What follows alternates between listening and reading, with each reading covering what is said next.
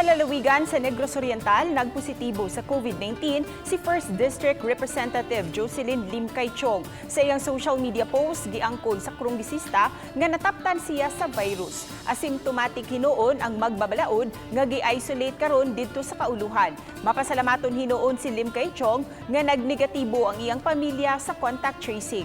Nagpa-swab test ang kongresista tungod sa iyang plano nga mouli sa lalawigan. Apan nagpositibo hinuon sa swab test. Samtang 1,592 ka mga medical workers ang nahatagan na sa first dose sa Sinovac vaccines. 5,400 ka mga doses sa Sinovac ang nadawat sa Negros Oriental Provincial Health Office nga giapod-apod sa 5 ka mga dagkong tambalanan sa Dumaguete City ug sa Negros Oriental Provincial Hospital. Laing 3,140 doses sa AstraZeneca vaccines ang nadawat sa probinsya nga alang usab sa 1,570 ka mga health workers.